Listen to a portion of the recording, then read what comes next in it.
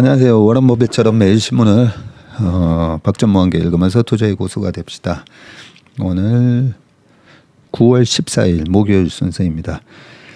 먼저 좋은 댓글을 남겨주셨습니다. 어제 제가 좀 이해가 안 되는 부분 여쭤봤었는데, 기존의 비만 치료제는 정신질환을 일으키는 부작용이 보고된 바 있고, 지방 흡수 저해제는 지방 흡수를 막는 비만 치료제인데, 장이 지방을 흡수 못하게 막으면서 변실금을 유발한다는 별개의 부작용에 대한 내용입니다. 변실금이 뭔지는 또 다른 분이 아주 자세하게 적어주셨는데, 혹시 식사하시면서 들으시는 분이 있을 수가 있기 때문에 너무 구체적으로는 읽지 말아달라 그런 내용까지 있었습니다. 이런 거를 보면서 확실히 우리 상류시비의 시청자분들, 구독자분들하고는 약간 어떤 그런 집단지성이 만들어지는 우리만의 공부방, 이런 게 만들어지는 것 같아서 되게 기분이 좋습니다. 요즘 유튜브 보면 막 진짜 아수라판인 곳도 많잖아요. 보면 내 종목에 대해서 뭐 안티 찬티 해가지고 종토방 들어가 보면 정말 정치판보다 더 심한 그런 아수라판이 막 벌어지고 있는데, 주식 투자도 우리가 참 내가 주식 투자를 통해서 경제적 자유도 이루고, 내가 번 돈으로 이 세상에 좀 더 가치 있는 일에 또 돈을 써야지, 아니면 뭐 내가 좋아하는 사랑하는 우리 가족을 위해서, 아니면 내 주변 사람들 위해서 그런 참 소망을 갖고 투자를 하시면서 그 소망을 가지고 있기 때문에 인내할 수도 있고요. 변동성을 참을 수도 있고 여러 가지인데, 너무 이제 좀 아수라판이 돼서 참 항상 제가 추구하는 게 이제 행복한 투자잖아요. 그죠? 네, 그런 면이 있어서 우리 상류시비의 구독자분들은 굉장히 참 다들 젠틀하시고, 또 이렇게 제가 모르는 부분, 잘 모르는 부분도 이렇게 친절하게 또 댓글도 남겨주시고 해서 너무 좋습니다. 그래서 제가 막 다른 사람들한테 너무 알리지는 말라는 거죠. 그래서 구독자가 지금 37,000 이러는데, 구독자 막 10만, 20만 막 이래 많아지면 좀 너무 그렇게 아수라판에서 아니면 여러 종토방에서 싸우는 막 그런 분들이 유입될까봐 사실 그런 걱정도 되거든요. 그러니까 주변에 인격적으로 좋은 분들한테만 소개를 좀 해주시길 바라겠습니다. 그러면 바로 기사로 좀 넘어가 보도록 하겠습니다. 오늘은 한국경제고요. 미국 세계 최대 규모 리튬 매장지 발견을 했다라는 기사입니다. 리튬 어딘지 한번 일단 읽어보고 말씀을 드리겠습니다. 옛날에 레이크 타운은 저번에 그 라스베가스에 있는 리노라는 그런 도박도시 바로 옆에 있었던 거고, 저기 가다 보면 염호가 있는 데가 있죠. 솔트레이크 시티죠. 생각이 났습니다. 솔트레이크. 레이크인데 말 그대로 소금 호수인 거죠. 염호. 그 솔트레이크 시티 가보면 완전히 이제 레이크가 없이 소금만 쫙 깔려있는 그런 구간도 있고요. 가다 보면 솔트 레이크도 있는데, 그 레이크에 들어가서 실제로 제가 수영을 해봤거든요. 정말 몸이 부력이 거의 우리가 수영을 할 때 몸의 한 80%가 잠긴다면, 거기는 거의 몸의 절반이 그냥 저절로 둥둥 떠 있는 그런 느낌까지도 줍니다. 그 근처가 아닐까 싶은데요. 미국 네바다주와 오리건주 경계 지역의 화산 분화구에서 대규모 리튬 점토층이 발견됐다. 제가 생각했던 그 지역은 아니네요. 캘리포니아 주가 있고 그 캘리포니아 주 위로 이제 쭉 시애틀까지 가는 워싱턴 주 바로 밑에가 오리건 주 아닌가요? 예, 그 오리건 주에 세계 최대의 그 나무도 있었던 걸로 기억을 하는데 그 나무 밑둥에 도로가 있습니다. 그 정도로 이제 큰 나무가 있었던 게 오리건주였던 것 같은데요. 그 오리건주랑 네바다주 그 사이네요. 그 경계 지역에 화산 분화구에서 대규모 리튬 점토층이 발견됐고요. 단일 광산 기준 세계 최대 규모라고 합니다. 리튬은 전기자동차 배터리의 핵심 소재죠. 세계 각국이 쟁탈전을 벌이고 있고요. 하얀 석유라는 별명이 붙을 정도입니다. 전기차 생산이 급증하면서 물량 부족이 예상되기 때문이고요. 이번 발견으로 핵심 광물 공급망을 장악한 중국과 무역, 기술, 패권 경쟁을 벌이는 미국이 유리한 입지를 점할 수 있다는 평가가 나옵니다. 네바다주 맥더밋 칼데라 화산 폭발 후 수축으로 생긴 함몰 지형에서 캐나다 광산 기업 리튬 아메리카의 지질학자와 GNS 사이언스, 오리건 주립대 연구원 등으로 구성된 탐사팀이 매장량 2천만에서 4천만 톤 규모의 리튬 점토층을 찾아냈다고 하네요. GM 등이 참여해서 개발 중인 북미 최대 리튬 프로젝트인 테크패스 광산과 인접한 곳이라고 합니다. 이곳의 매장량은 기존 단일 매장지 기준으로 세계 최대로 알려진 볼리비아 염호의 매장량 약 2,300만 톤을 크게 웃돈다고 하네요. 아까 2천만에서 4천만 톤이라고 했었으니까. 지난해 배터리용 탄산 리튬의 평균 가격은 톤당 37,000달러. 작년에 탄산 리튬 가격이 굉장히 많이 급등을 했었잖아요. 한 6만에서 거의 7만 달러까지 갔던 걸로 기억이 나는데 평균 가격은 37,000달러인데요. 이를 계산하면 매장된 리튬의 가치는 무려 1조 4,800억 달러에 달합니다. 야, 거의 우리나라 돈으로 한 2천조에 육박한다 그죠? 천연자원 시장에서 미국이 셰일가스 혁명에 이어 또 한 번 잭팟을 터뜨릴 가능성이 크다는 분석이 나옵니다. 네, 항상 이익이 있는 곳에 경쟁자가 나타나게 되고요. 광물이 작년에 탄산 리튬 가격이 이렇게 평균 가격이 37,000달러로 하니까 이 리튬 광산 개발이 활발해지고요. 활발해지면서 광산이 많이 개발되면 될수록 또 가격은 떨어지고, 왜냐하면 수요에 비해서 공급이 또 많아지게 되니까요. 참고로 탄산리튬의 평균 가격이 한 5년 전에는 얼마였을까라고 보면 한 5,000달러, 6,000달러, 네, 6, 7천이었기 때문에 작년 37,000으로 계산하는 게 과연 맞나는 생각은 해봅니다. 여기서 37,000달러가 아니라 톤당 다시 한 15,000에서 10,000까지 떨어질 수가 있기 때문에 실제 가치는 이것보다는 2,000조보다는 좀 훨씬 낮게 좀 평가해야 되는 게 아닌가라는 생각이 듭니다. 아무튼 가격이 올라가면 우리가 농사도 똑같잖아요. 신문 보다 보면 작년에 고추 농사가 뭐 여러 가지 올해도 비가 많이 오면서 야채 가격이 급등했잖아요. 이게 신문 보다 보면 작년에 고추가 흉작이라서 너무 이제 가격이 급등을 하다 보니까 많은 사람들이 고추를 심었더니 너무 또 풍작이 나오면서 고추 가격이 폭락했다.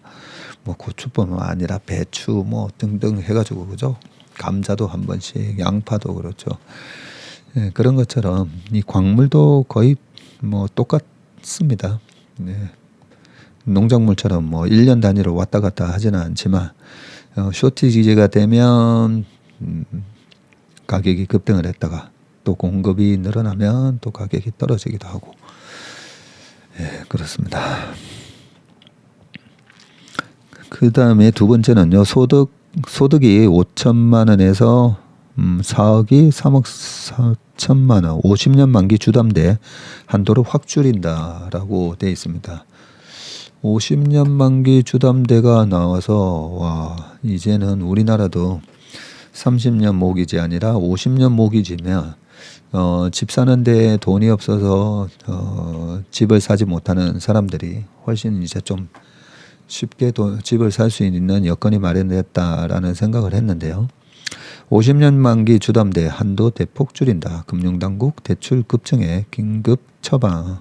DSR 산정 최장 40년으로 제한하고 특례 보금자리론 대상도 축소 이렇게 되어 있습니다. 50년 만기 주택담보대출을 중심으로 가계대출이 급증하자 금융당국이 총부채 원리금 상환 비율인 DSR 산정 방식을 바꿔서 대출 한도를 축소를 했네요. DSR 산정 때 만기를 최장 40년으로 제한하고 변동금리 주담대에는 가상금리를 붙여서 대출 한도를 줄이기로 했습니다. 금융위가 기획재정부, 국토교통부, 한국은행 등과 가계부채 현황 점검 회의를 열고 이 같은 대책을 내놨고요. 대출 전 기간에 걸쳐 상환 능력을 입증하기 어려운 경우에는 DSR 산정 만기를 40년으로 제한을 했고요. 50년 만기 주담대가 연간 원리금 상환액을 낮춰서 DSR 규제를 우회하는 수단으로 활용된다는 지적에 따른 조치다. 아울러 각 금융회사가 장기 대출이 투기 수요에 악용되지 않게 관리하도록 했고요.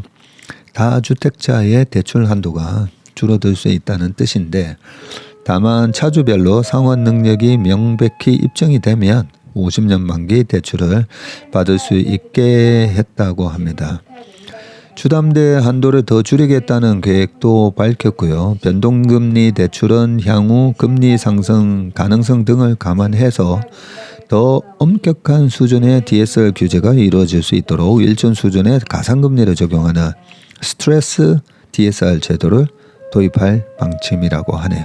가상금리를 적용하며 DSR을 산정할 때 원리금 상환액이 늘어나서 대출 한도가 줄어든다. 스트레스를 주는 거네요, 정말. 정책금융상품이 특례 보금자리론을 받을 수 있는 대상도 축소를 했고요. 오는 27일부터는 부부 합산 연소득이 1억 원을 넘거나 6억 원 초과해서 9억 원 이하 주택은 특례 보금자리론을 신청할 수 없도록 또 했네요. 금융위는 이날 은행보험 상호금융 등의 행정지도를 내렸고요. 이세훈 금융위 사무처장은 상환 능력 범위 안에서 빌리고 처음부터 나눠 갚는 기본적인 원칙을 이어가는 게 중요하다면서 차주의 상환 가능성을 면밀히 점검하고 과잉 대출로 이어지지 않도록 세심히 관리할 것이다 라고 얘기를 했습니다. 네, 이렇게 갑자기 이런 조치들이 나온 이유가 최근에 요거 때문인지 가계부채가 최근에 많이 급증을 했다 뭐 이런 기사를 본 것 같습니다. 그것 때문에 가계부채가 너무 늘어나는 부분이 왜 그런가 봤더니 50년 주담대 요 바로 밑에 기사가 하나 나오는데요. 은행권 가계대출이 지난달 7조 원 지난달에만 7조 원이 늘어났거든요. 네, 이 50년 만기 주택담보대출 수요가 몰리면서 5달 연속 가계대출이 늘어났다고 합니다. 네, 그것 때문에 그렇고요. 지난 7월 이렇게 늘어난 게 21년 7월 달에 9조 7천억 원 이후 2년 1개월 만에 가장 큰 증가 폭이라고 하네요. 네. 작년엔가 이런 식으로 30년, 50년 이런 걸로 그 서민들이 주택을 사기 용이하게끔 그런 이제 조치를 할 거다라는 얘기에 저는 잘 듣다라고 했는데 어떤 분이 그때 이렇게 해서 뭐 집 사게 만드냐 뭐 그런 말씀을 하셔서 그게 아니라 제가 24년까지는 주택 시장 그렇게 좋게 안 본다고. 그래서 제 주변에 있는 사람들한테도 내년에 2024년도에 한번, 지금은 집 사지 말고 24년도에 한번 잘 그 타이밍하면 잘 노려보시라 얘기하는데, 우리가 주택을 사려고 해도 진짜 돈이 없어서 못 사잖아요. 근데 내가 사야 되는 그런 기회가 왔을 때, 그 기회는 많은 주식도 마찬가지지만 많은 사람들이 저거 사야 돼 하면서 포모 현상에 쫓아서 사야 될 때가 타이밍이 아니고요. 정말 뭔가 막 두려울 때, 두려워서. 왜 두려워지냐면 고점 대비의 집값 같은 경우에는 15에서 한 30%까지 빠지는데요. 그러면 되게 무섭거든요. 왜냐하면 주식도 한 1억 5천 투자했는데 33% 빠지면 5천만 원 날라가면 되게 무섭잖아요. 근데 집은 훨씬 크잖아요. 10억짜리 집이 8억이 됐다. 그것도 내가 전세를 끼고 아니면 대출을 받아서 샀는데 2억 까졌다, 3억 까졌다 이러면 되게 무섭잖아요. 그래서 주택 가격은 한 15에서 30% 빠지면 되게 무섭습니다. 그럴 때가 사야 될 타이밍이 아닌가 이렇게 봐야 되고, 어떤 분은 10억짜리가 3억 가야 된다고 그렇게 얘기하신 분도 있었었는데, 과연 그까지 갈지는 모르겠지만 우리가 생애 첫 집은 사야 된다라고, 내가 거주하고 내가 이 동네 너무 좋아, 나는 앞으로 여기서 10년 20년 계속 살 거야 라고 한다면, 생애 나한테 내가 살 집 하나는 매수 포지션이 아니라 중립 포지션이라고 했잖아요. 그 중립 포지션을 만들기 위해, 그걸 안 해놓으면 계속 집값이 올라가면서 숏 포지션이 돼버리니까요. 집에 대해서 공매도를 때린 거나 마찬가지입니다. 그런 상황이 되니까 막 스트레스 받는 거잖아요. 집값이 내가 6억짜리 저 집을 조금만 한 5년만 열심히 일해가지고 사야지 했는데 6억이 12억이 돼버리고, 그래 그것 때문에 많은 분들이 이제 이 물가 상승에 의한 집값 상승으로 고통을 받는 건데, 그런 차원에서 어떤 기회가 오면 그 기회라는 게 이제는 사도 될 적정 가격보다 또 경기 상황에 따라서 더 싸졌을 때, 그럴 때는 이제 과감히 살 수가 있어야 되는데, 그 살 수 있는 방법이 이런 50년 만기 주담 대출이라고 생각합니다. 아무튼 내년까지는 저는 부동산 시장은 그렇게 좋게는 안 보고 있습니다. 그리고 그 다음 먼저 골드만, 내년의 정치 주인공은 한국, 대만, 중국도 회복 가능하다라고 돼 있고요. 무슨 얘기인가 한번 보겠습니다. 내년 주식시장 주인공은 미국이 아니라 한국이 될 것입니다. 팀 모우, 골드만삭스 아시아 수석투자 전략가네요. 13일 여의도 콘레드 호텔에서 열리고 있는 지금 코리아 인베스트먼트 위크 2023에 연사로 참석해서, 올해는 미국 증시가 강했지만 내년에는 한국, 대만 등 아시아 증시가 상승세를 주도할 것이라고 말을 했고요. 그는 미국 주식을 포함한 글로벌 위험 자산에 대해서 중립 의견을 제시를 했지만, 한국 증시에는 비중 확대 의견과 함께 코스피 지수 목표치를 2,900으로 제시를 했네요. 모 전략가는 한국 증시에서 외국인 비중이 사상 최저로 떨어진 가운데 주가 순자산 비율 PBR도 역사적 하단 수준인 1.1배에 불과하다면서, 1.1배? 1.1배 아닌데요 지금. 포워드 기준으로는 0.93, 2700이 PBR 내년 1배라고 보시면 되거든요. 우리나라 코스피 2700포인트가 그러니까 PBR로 보면 아직 1배가 안 된다고 보시면 되고요. 반도체 기업의 실적 회복이 핵심 동력이 될 것이라고 내다봤는데, 또 뭐가 섹터에 대해서도 얘기해 놓으셨네요. 뭐가 중요한지. 그리고 한국에서는 경기 민감 업종인 반도체, 인터넷, 화학, 자동차 비중을 확대하고 경기 방어주 비중을 오히려 줄이라고 조언을 했습니다. 역사적으로 최하단으로 떨어진 중국 증시도 회복할 가능성이 높다고 예상을 했고요. 외국인 투자자가 중국 주식을 대량으로 팔아치워서 중국 주식 비중이 사상 최저 수준이라며 투자 심리가 개선되면 대량 매수에 나설 수 있다는 점에 주목해야 한다고 했습니다. 유망 업종으로는 소비주, 인터넷주, 국유기업을 들었네요. 윤재성 뉴욕생명 CIO는 일본 주식을 미국 주식보다 긍정적으로 전망을 했고요. 일본 정부에서 PBR 1배 이하 기업을 증시에서 퇴출한다고 경고하는 등 주가 상승을 자극할 촉매가 나오고 있다고 말했다. 네. 일본 정부에서 PBR 1배 이하 기업을 증시에서 퇴출한다고요? 그러면 우리나라에는 퇴출될 기업이 거의 뭐 한 절반 될 것 같은데요. 네.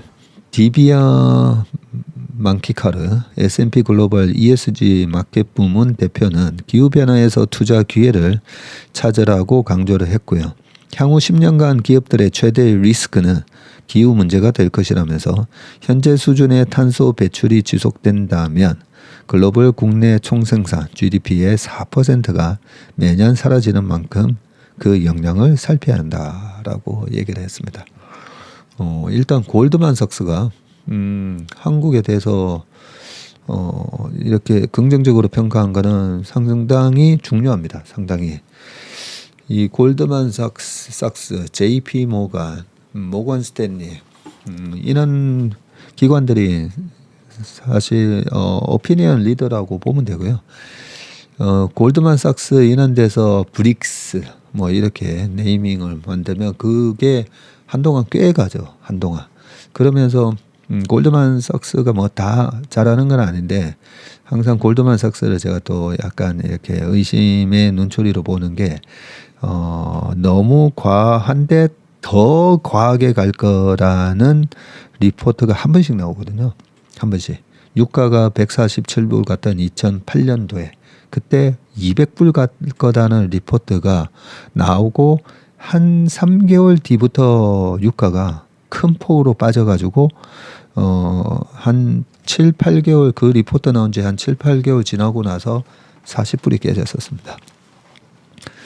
그리고 바닥에서는 또 한 번씩 더 바닥으로 갈 거다라는 리포트로 나오는데 그게 골드만삭스의 또 큰 그게 하우스 전체적으로 의견이 아니라 그 섹터라든지 전략은 또 전략 담당자 뭐 다 따로 있다 보니까 그 전체 하우스의 의견하고는 다를 수는 있지만 그 섹터나 그 어떤 커머니티 담당자가 한 번씩 보면 너무 이 쏠림을 부추기는 그런 리포트가 나올 때가 있거든요. 방금 말씀드렸던 유가도 그랬고 그 다음에 빠질 때 더 빠진다 뭐 이런 것도 있긴 했는데 그럴 때는 보면 이거는 그런 자기네 클라이언트들에 대한 하나의 서비스 또 좀 더 의심을 해보면 골드만삭스는 말 그대로 인베스트먼트 뱅크잖아요. 자기네들이 직접 또 투자를 많이 합니다. 그래서 자기네들이 직접 투자를 많이 하고 있는 거에 대해서 더 쏠림을 부추기는 그런 리포트를 의도적으로 내는 게 아닌가 뭐 그런 의심이 될 때도 있습니다. 물론 그런 것도 있긴 한데 전체적으로 어떤 자산 배분에 대한 전략을 제시할 때는 상당히 영향력이 많습니다. 그런 의미에서 한국 시장 좋게 보고 여기 섹터도 쭉 나열해 준 거는 한번 볼 필요가 있을 것 같습니다. 그리고 요 행사에서 지금 국내 또 투자의 대표님들이 자문사 운용사의 대표님들이 또 세 분 나오셔가지고 기준금리 인하 타이밍 다가온다 저평가 성장주 주목해라 라는 또 추가 기사가 있는데요. 이 세 분은 다 잘 알려진 분이신데 중간에 제일 오른쪽이 이제 최준철 대표, VIP의 최준철 대표, 중간에는 그로스힐의 김태웅 대표, 네, 제 친구입니다. 그리고 최홍욱 대표, 네, 저랑 또 모임을 하고 계시는 분이죠. JNJ에 있는데 이름이 더 J자산운용으로 바뀌었어요. 요 세 분 어떤 말씀을 하셨는지 또 한번 읽어보겠습니다. 코리아 인베스트먼트 위크의 셋째 날에 강단에선 국내 투자 고수들은 국내 증시를 대체로 낙관적으로 내다봤다. 최광욱 대표는 이날 인플레이션과 긴축 통화 정책 등으로 인한 우려가 이미 주식시장에 대부분 반영이 됐다면서 기대 인플레이션은 진정되는 모습이 확연하게 나타나 기준금리가 더 오를 가능성은 낮다고 분석을 했고요. 코스피 순자산 비율 PBR이 현재 0.9배 선인데 이분은 제가 보는 지표랑 비슷하게 얘기를 하잖아요. 이 정도면 주가가 많이 싸다고 생각해도 되는 수준이라면서 올 연말까지 증시가 점진적으로 우상향하다가 내년에는 뚜렷한 회복세를 나타낼 것이라고 전망을 했고요. 김태웅 대표는 내년 상반기까지 불확실성이 있겠지만 페드의 2분기께 기준금리를 내리고 시장의 유동성이 공급이 되면 하반기에는 증시가 상승세를 탈 것이라고 예상을 했네요. 내년 전망이네요. 내년 하반기에는 증시가 상승세를 탈 것이라고. 그는 과거 금리 인상이 종료된 시점을 보면 80%의 확률로 주가지수가 상승을 했다고 덧붙였습니다. 그리고 최 대표는 성장주를 매력적인 투자처로 꼽았고요. 불황에도 성장을 멈추지 않을 업종은 4차 산업혁명, 그린혁명 등 분야라면서 메모리 반도체보다 비메모리, 스마트폰보다 스마트카가 유망하다고 소개를 했고요. 네이버, LG전자, 삼성전기 등을 앞으로도 성장할 수 있는 종목으로 꼽았고요. 김 대표는 인공지능 기술에 힘입어서 반도체 산업 패러다임이 바뀌고 있다면서 이런 흐름에 올라탈 수 있는 반도체 후공정주를 주목해야 한다라고 또 얘기를 하셨네요. 신재생에너지와 전기자동차 등으로 수요가 늘고 있는 송전망 관련 종목을 또 좋게 본다라고 얘기를 했습니다. 가치 투자자로 잘 알려진 최준철 대표는 지금도 여전히 싼 주식이 가득한 게 한국 시장이다. 종목 발견에 기쁨이 있는 아울렛 시장과 같다고 비유를 하면서 지금도 PER이 5배 미만 종목이 221개에 이른다면서 시총이 1년 버는 돈에 5배도 안 된다는 의미다. PER이 5배면 PER을 구하는 간단한 방법은 그냥 지금 시총 나누기 단기순이익 하면 되거든요. 지금 시총 나누기 단기순이익. 보통 우리가 PER 하면 Price to EPS잖아요. 네.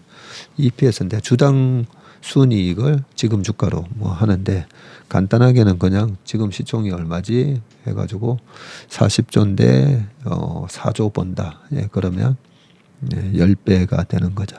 그런데 시총이 PER이 5배라는 말은 지금 시총이 1년에 1조를 버는데 시총이 5조 하고 있는 거죠. 이런 기업이 221개에 달한다고 하고요. 최 대표는 저성장 기업이라는 딱지가 붙은 오리온도 해외 진출 성과를 내면서 2001년부터 2017년까지 주가가 36배 올랐다면서 한국처럼 작은 시장에서는 주가의 보약은 해외 진출이라고 말을 했다. 네, 아주 중요한 얘기를 마지막 줄에서 얘기를 하셨네요. 가치주라고 해가지고요. 이 221개 종목을 다 골고루 사놨다고 생각을 해보자고요. 220만 원으로 만 원씩 했을 때 그렇게 사놓으면 PER이 5배인데 이렇게 잘못 프라이싱이 돼 있는 주식들이 있었어 하면서 PER이 다시 시장 평균 PER 10배로 안 가죠. 안 가는데 모멘텀이 있어야 됩니다. 모멘텀. 그래서 제가 가치 투자라고 해서 가치 투자를 하는 펀드들 이렇게 한 번씩 포트폴리오를 보게 되면 거래 안 되고 소외돼 있고 장기적으로 성장이 없어서 네, PER이 낮고 PBR도 낮은 그런 기업들을 막 사놓은 그런 가치주 펀드도 있거든요. VIP를 얘기하는 게 아니고요. 네, 그런 걸 보면 이 거래가 잘 안 되는 3층짜리 5층짜리 빌라를 많이 사놓은 그런 느낌을 받는다는 거죠. 옆에 대단지 아파트가 30평이 15 가는데 바로 길 건너에 골목에 있는 빌라는 7억이니까 똑같은 30평인데 이게 저평가됐다. 예, 그렇게 생각하면 안 된다는 말씀을 여러 번 드렸고요. 어제 이제 황금성이 되게 중요하다고 그 황금성에서 디스카운트 되는 거거든요.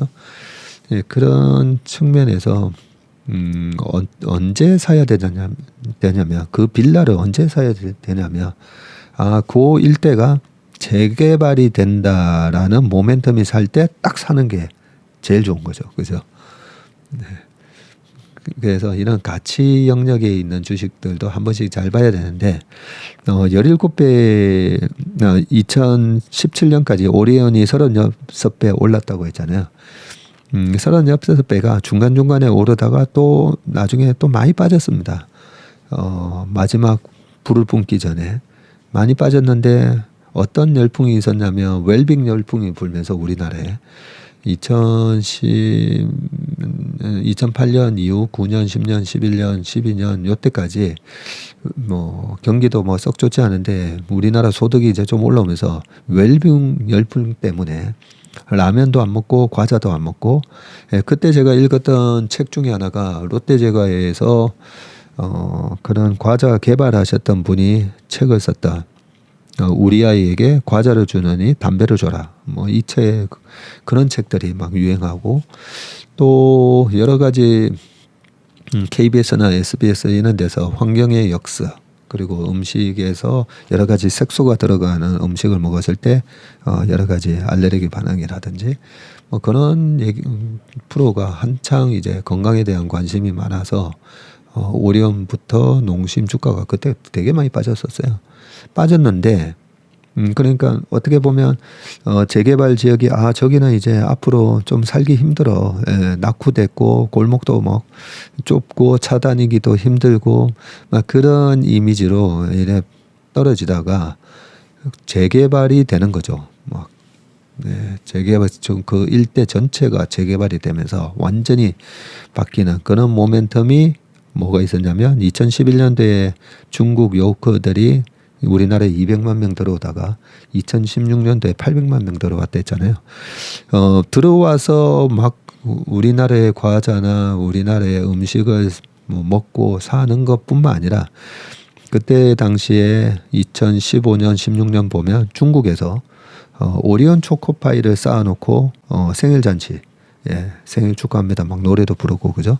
러시아 등등뿐만 아니라 국내에서는 이미 저성장으로 가면서 이 PER이나 PBR이 그냥 가치주의 멀티플을 적용했는데 이 가치주가 성장 모멘텀이 생겼을 때가 바로 재건축, 재개발 모멘텀이 생겼다. 이렇게 생각하시면 됩니다.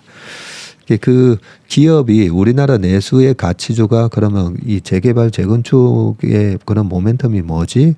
그게 바로 수출입니다. 수출. 해외로 뻗어나가는 모멘텀. 우리나라 SM, JYP 다 마찬가지입니다. 해외로 뻗어나가면서 시총 700억짜리가 지금 JYP 같은 경우 거의 5조 갔다가 지금 한 3조 5천억 이러고 있잖아요. 700억짜리가 3조 5천억 갔으니까 도대체 이게 몇 배 올라간 겁니까? 그죠?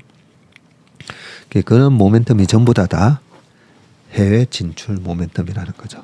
제일 마지막에 최준철 대표가 아주 중요한 얘기를 해줬습니다. 한국처럼 작은 시장에서는 주가의 보약은 해외 진출이다. 가치주를 사야 되는 타이밍도 뭔가 주가가 52주 신고가 나면서 올라올 때 왜 이 주식은 왜 52주 신고가가 나지? 해외 진출을 하는 이 킬러 어플리케이션, 킬러 상품은 뭐지? 이런 상품이 지금 뚫고 있구나. 트와이스, 블랙핑크 그 전에 G드래곤이 있었던 뭐죠? G드래곤에 있었던 계속 까먹네요. 저희 아들이 제일 좋아하는 보이그룹 중에 하나였었는데 얘기하다 보면 아마 생각날 겁니다. 또 깜빡깜빡하네요. 그 다음 기사를 읽어보겠습니다. 틈새 시장 뚫은 글로벌 톱티어 K-바이오입니다.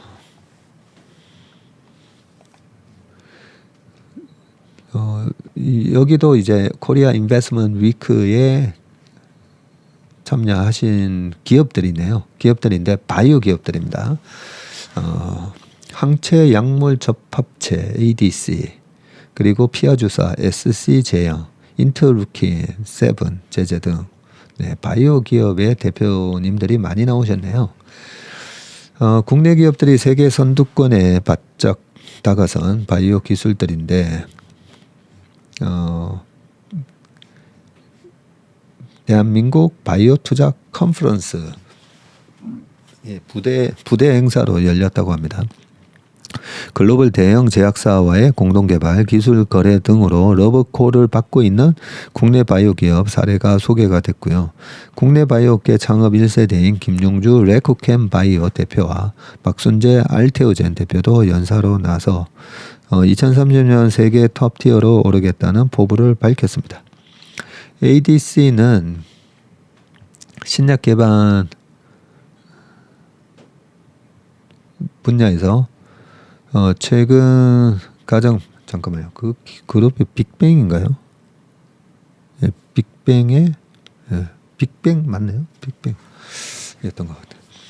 ADC는 신약 개발 분야에서 최근 가장 많은 기술 거래와 인수 합병이 발생하는 모달리티 치료 접근법으로 꼽히는데 레고캠 바이오는 ADC 관련 파이프라인이 25개로 화이자 계열사 시젠을 누르고 세계 1위다.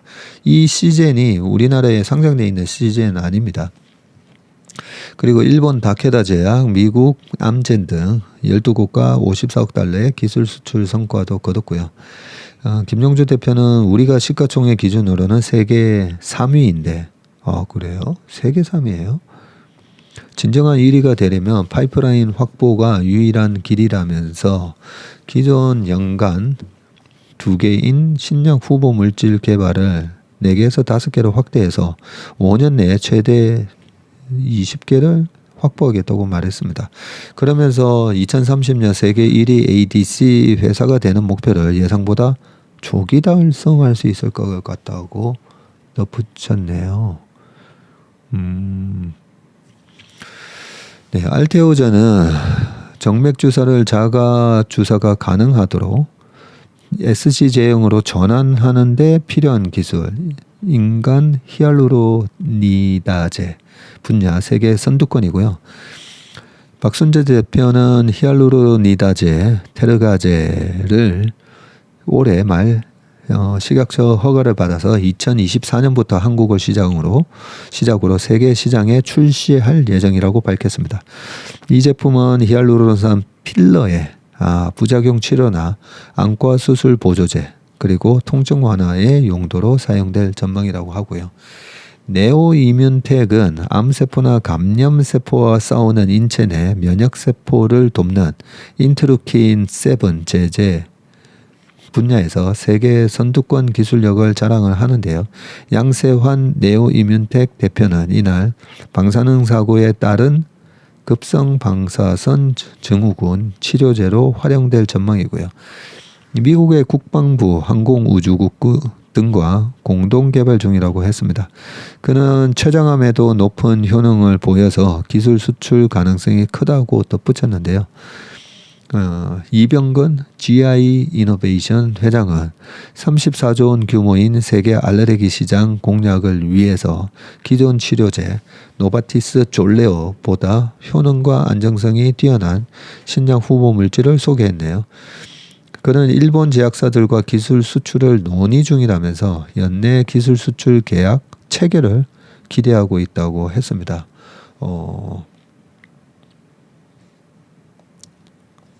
고바이오랩은 네, 고바이오랩은 마이크로바이옴 기술을 활용한 글루카곤 유사 펩타이드 GLP-1 계열 경구용 비만 치료제 개발 계획을 밝혔다. 어제 일랄일이랑 노버노디스크의 마운자로랑 등등 공부할 때 봤던 그거다, 그죠? 글루카곤 유사 펩타이드 GLP-1. 자꾸 보니까 이제 익숙해지는 거죠. 지놈앤컴퍼니는 마이크로바이옴 기반 항암제뿐만 아니라 신규 표적 면역 항암제와 ADC 개발 계획을 공개했고요. 베지스 지놈앤컴퍼니 대표는 동물 모델을 활용한 전임상 결과에서 기존 항암제가 잘 듣지 않는 위암 및 간암, 전립선암 환자에게 새로운 대안 치료제가 될 수 있다는 가능성을 확인했다고 했습니다. 큐로셀은 국산 1호 키메릭 항원 수용체 카티 세포 치료제 출시 계획을 공개했고요. 김건숙 큐로셀 대표는 노바티스의 킴리아를 환자에게 투약하는데 2달 이상 걸리는데 1월 16일로 단축했다면서 내년 9월 품목 허가를 신청할 계획이라고 하셨네요. 아유, 시간이 또 42분이네. 바로 다음 기사, 원래 이는 보너스 기사는 읽어보시라고 했는데 읽어보시라고 하면 잘 안 읽어보셔서 제가 요즘은 뒤에 기사까지 다 읽어드리는데요. 그 다음에는 클래시스 고주파 콜라겐 뷰티 기기 미중 본격 진출할 것이라고 되어 있는데 K-뷰티 트렌드가 기존 화장품 중심에서 미용 기기로 옮겨가면서 국내 바이오 기업들이 주목하고 있는데 2, 3일 만에 효과가 나는 보툴리움 톡신, 보톡스죠.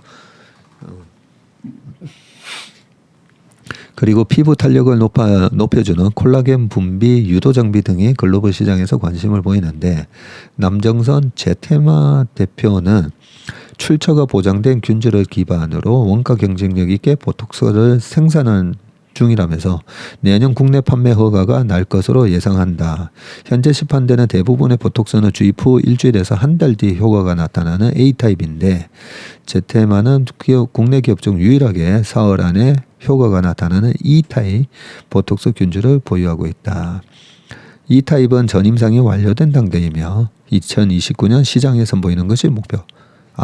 근데 선보이는 게 2029년이군요. 네, 전임상이 다 완료된 단계군요. 그리고 국내 2위 미용기기 제조업체 클래시스는 신제품 볼유머를 무기로 시장 침투력을 높인다는 전략이고요. 볼유머는 고주파를 이용해서 콜라겐 생성을 돕는 미용기기입니다. 기존 고주파 기기에 비해서 피부 손상이 적어서 소비자 선호도가 높다고 이렇게 합니다. 네, 요까지 읽어봤는데요. 마지막으로 한 말씀 드리면 그 재건축 재개발의 모멘텀이 일어나는지를 우리 잘 알 수가 없잖아요. 그래서 주가가 가르쳐줍니다. 주가가 이유 없이 주가가 계속 밀리잖아요. 뉴스에 뭐 나온 게 없는데 대주주 아니면 그와 관련된 대주주 주변에 회사에 대해서 아주 잘 아는 사람들이 주식을 팔고 있다고 보면 되고요. 이유 없이 주가가 오를 때 뉴스를 제가 찾아봅니다. 뉴스 없이 오르는 주식을 좋아하거든요. 오르면 뭔가 회사에 좋은 모멘텀이 생기는구나라는 걸 알 수 있습니다. 그래서 지금 방금 쭉 읽어드렸던 그 기업들 저도 이제 관심 종목에 쭉 입력을 해놓고 이걸 어떻게 탐방 감서 나한테만 꼭 알려줘. 안 알려줍니다. 내부자 정보이기 때문에. 그게 어떻게 알려주느냐. 네, 주가가 알려주기 때문에. 그래서 52주 신고가가 난다든지 의미있게 거래를 실으면서 주가가 올라가는 그런 모멘텀을 보고, 근데 그 회사에 대해서 알고 있어야 그러면 지난번에 전임상하고 하던 게 이번에 임상이 좋게 나오는 건가? 네, 이렇게 유추를 할 수가 있는 거죠. 네, 오늘은 웜의 심박 순서 여기서 오늘 바이오 기업까지 시장 분석부터 바이오 기업까지 한번 쭉 훑어봤습니다. 네, 오늘 하루도 행복한 하루 되시길 바라겠습니다. 고맙습니다. 강세장이 도래했는데도 왜 내 주식은 안 올라가지? 이제는 강세장이라고 했을 때 기본적 분석과 기술적 분석을 동시에 할 줄 알아야 되는데 이게 참 말처럼 쉽지는 않습니다. 기술적 분석을 겸비를 했을 때 정말 투자의 고수가 되고 강세장에서 돈을 벌 수가 있고 약세장에서 내 돈을 지킬 수 있는 그런 수단으로 쓸 수가 있습니다.